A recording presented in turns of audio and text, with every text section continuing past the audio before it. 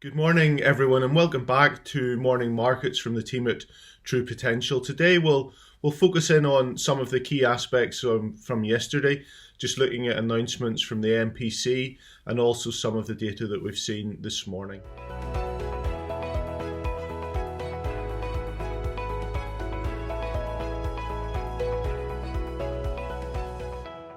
So just looking back yesterday, asset markets, equity markets, primarily across the globe, really continue to move a little bit higher. We see markets in the US approaching or at all-time highs. So with that, we saw the S&P up about 0.6% yesterday. If we look then just into some of the data points that we got yesterday, we mentioned yesterday morning that we'd be hearing from the MPC, so no change to interest rates in the UK or the asset purchase programme, which remained at the £895 billion that was increased at the last meeting. The MPC did speak to, I think the words they used, the unusually uncertain climate for the UK economy at this point in time, citing the challenges from COVID-19, the ongoing Brexit discussions and the uncertainty that prevails.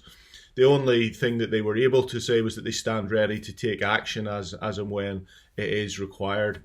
The one other point that we have mentioned in these discussions over the past number of months has been some discussion at the MPC, but also with the Prudential Regulatory Authority around the use of negative interest rates in the UK and how that would influence and impact the financial sector. Didn't seem to be any mention of that yesterday in the discussion, so we'll see where that topic maybe is as the minutes come out over the next couple of weeks, but no reference to negative interest rates at this point in time. The other point just to mention, in the UK yesterday, the Chancellor did extend the furlough scheme an additional month to the end of April, again supporting the economy and supporting the unemployment situation given the uncertainties, particularly for services industries that there are at this point in time with the rising COVID-19 infection rates, but also the various different approaches that are being taken to restrictions in the various different tiers that we now have in operation, so influencing the service side of the economy. The other data point from yesterday's US data point, looking at unemployment. We've mentioned over the past couple of weeks how the weekly unemployment rate, or the weekly unemployment number, I should say, in the US has generally been trending up. And that was sustained and continued yesterday with an increase of 23,000 to 885,000 initial claims being registered in the past week. So that just continues to, I suppose, bring to the fore and highlight the need for further fiscal support packages in the US. We know that the discussions are ongoing, a bit like Brexit discussions, which we'll come on to in a moment, but the discussions in the US have been going on since July. Obviously, there's a bit of a hiatus around the election. Now back into to firm discussions.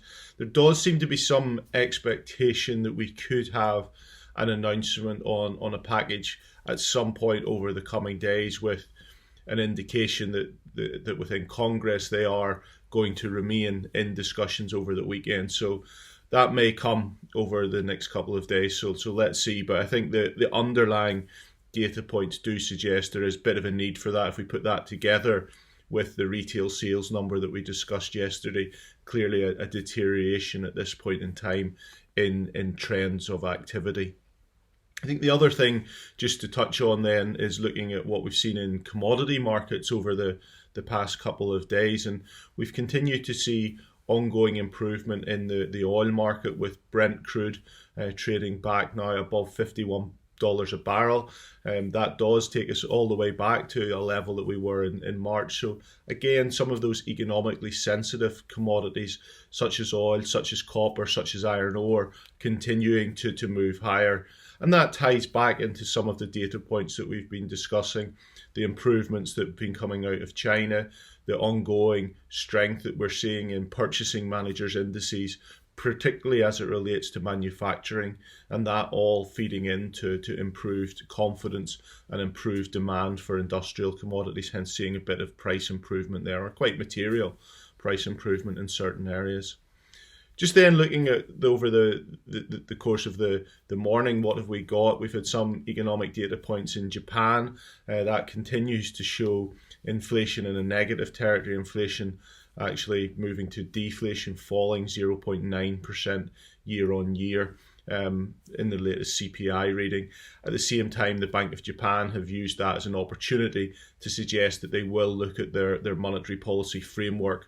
They had been trying to get some inflation into the system, but clearly COVID-19 and the impact that that's had has challenged that quite materially.